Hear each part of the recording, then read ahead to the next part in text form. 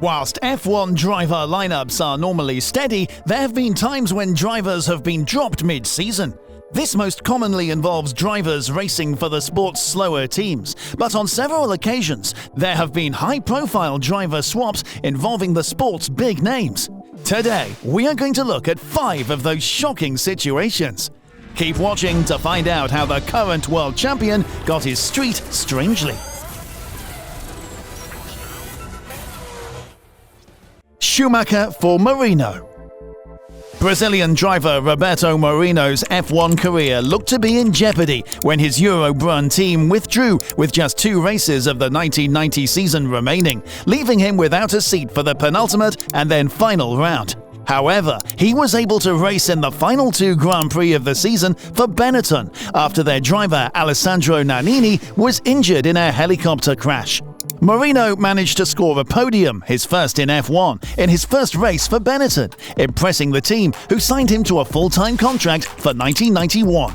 He had a tough start to that season, with a best result of 4th in Monaco and at the 11th round of the season in Belgium. However, the weekend at Spa saw him outqualified by Michael Schumacher, who was making his F1 debut with Jordan, replacing Bertrand Gachot, who had been arrested. Despite retiring on the first lap of the Grand Prix, Schumacher had impressed the Benetton management in his qualifying debut and was signed by them for the final 5 races of the season.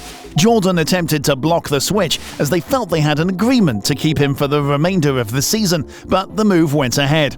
Schumacher scored points in his next 3 races with Benetton and stayed with the team for the following 4 seasons, winning the Drivers' Championship with them in both 1995 and 1996, the first 2 of his 7 world titles. After leaving Benetton, Moreno raced for Jordan, Minardi, Andrea Moda and Forti, but he never scored points again. Kubica for Villeneuve. Jacques Villeneuve entered F1 with Williams in 1996, becoming the first rookie to finish as the runner-up in the drivers' standings in his first season, where he was beaten by his teammate Damon Hill. In the following year, Villeneuve won the World Championship, becoming Canada's first F1 drivers' champion. Jacques then spent another year with Williams before leaving for BAR in 1999. He failed to score points in any race that year, but had better seasons with that team in the following 4 years, before being released ahead of 2004.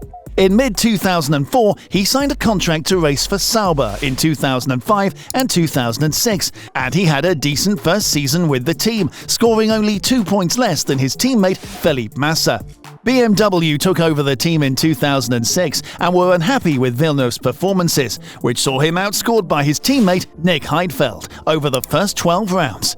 In the 12th round, he crashed during the German Grand Prix, causing him muscle pain and giving him headaches. As a result of this, he was deemed unfit to race by BMW and replaced by Robert Kubica, the team's reserve driver for the next round.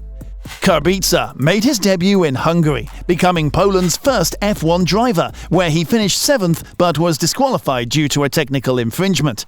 Villeneuve then chose to leave the team as he did not want to be in a shootout with Kubica. This gave Robert the seat for the rest of the year. In his 3rd race with BMW, he finished 3rd, becoming the first driver since 1997 to finish on the podium within their first 3 races. Kubica then spent 3 more years with the team, winning their only race as BMW Sauber at the 2008 Canadian Grand Prix. His first stint in F1 was cut short due to a rally crash, which meant that he couldn't race for Lotus in 2011. Sainz for Parma. Carlos Sainz joined the Red Bull Junior team in 2010 after impressing Helmut Marko at a Formula BMW Pacific Series race that he won in Malaysia. As a member of the junior team, he won the 2011 Formula Renault 2.0 NEC and 2014 Formula Renault 3.5 Series. He got an F1 seat at Toro Rosso in 2015, where he had Max Verstappen, who was also in his rookie year, as his teammate. Sainz finished his first year 15th in the standings with 18 points, scoring 31 points less than Verstappen. He stayed with Toro Rosso in 2016, where he scored 46 of the team's 63 points, with Daniel Kvyat becoming his teammate for the 5th round onwards. He began 2017 with Toro Rosso, finishing in the points in 9 of the first 16 races and took an impressive 4th-place finish in Singapore. On that weekend, it was announced that he would join Renault on loan from Red Bull in 2018, replacing Jolyon Palmer. However, the move was brought forward, and Sainz replaced Palmer for the final 4 rounds of 2017. This was a big opportunity for Sainz, as many felt that he didn't have a future in the Red Bull system, meaning that he had to perform for and impress another team. Palmer only had 1 points finish in his 16 races in 2017, but Sainz managed to score on his first race with the team in the United States. He remained with Renault in 2018 and performed well, earning a move to McLaren, where he impressed Ferrari, leading to his move to the sport's most famous team in 2021. Verstappen for Kvyat. After impressing in his rookie year with Toro Rosso, in which he had Sainz as teammate, it looked like an inevitability that Max Verstappen would race for the Red Bull team one day.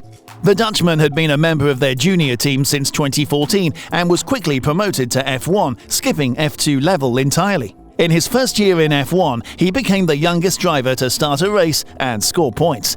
It looked like he would follow up this impressive year with another full year with Toro Rosso, and he started that year with the team. He scored points in each of the first 3 races, but it looked like an opportunity to switch to Red Bull early in the year was off the table, as their second driver, Daniel Kvyat, took the team's first podium finish of the season in the 3rd round. However, at the start of the 4th round, which was his home race in Russia, Kvyat hit Sebastian Vettel at the first turn and was forced to pit. This incident prompted the Red Bull management to demote Kvyat to Toro Rosso, switching him with Verstappen ahead of the Spanish Grand Prix. In Spain, Verstappen qualified in 4th, joining Ricciardo on the 4th row between the 2 Mercedes drivers. At the start of the race, the Mercedes drivers made contact with each other and were forced to retire, allowing the Red Bull drivers to move into 1st and 2nd. After Ricciardo pitted, Verstappen took the lead and became the first Dutchman to lead an F1 lap. Ricciardo made 3 stops, while Verstappen only made 2, allowing the Dutchman to win the race and become the youngest Grand Prix winner. Since stepping up to Red Bull, Verstappen has become a 3-time world champion, and he has dominated the sport in recent years. Albon for Gasly. After Daniel Ricciardo moved to Renault in 2019 to replace Carlos Sainz, Pierre Gasly was promoted from Toro Rosso to Red Bull. This opened up a seat for Alex Albon at Toro Rosso, who was a rookie. Gasly's Red Bull career got off to a bad start as he crashed twice in pre-season testing, the second of which he described as one of the biggest crashes he'd had. Then at the Australian Grand Prix, he was eliminated from qualifying in Q1 and finished the race in 11th. In the next 11 races, he failed to finish on the podium, but things looked to be turning around when he took 4th place at the British Grand Prix. However, at the very next race, he was forced to retire after hitting Albon in the Toro Rosso. Gasly was lapped by his teammate Max Verstappen at the next race, which was the 12th of the season. In the first 12 races, Gasly scored 118 points less than Verstappen, who had been on the podium 5 times and won 2 races. Red Bull then made the shocking decision to swap Gasly with Albon, who at that time had started just 12 F1 races, ahead of the Belgian Grand Prix. Albon scored points in all but 1 of the remaining rounds, while Gasly found his form at Toro Rosso again, scoring his first podium in Brazil. Albon remained with Red Bull for 2020 before being dropped for 2021 after being dominated by Verstappen. In 2020, Gasly won the Italian Grand Prix with the renamed AlphaTauri team, which he left in 2023 to leave the Red Bull family and join Alpine. Albon managed to fight his way back onto the grid outside of Red Bull with Williams in 2022. Thanks for watching. We hope you enjoyed this video. Don't forget to like, subscribe, and turn on notifications. Comment below letting us know a potential driver swap you think could happen in the future.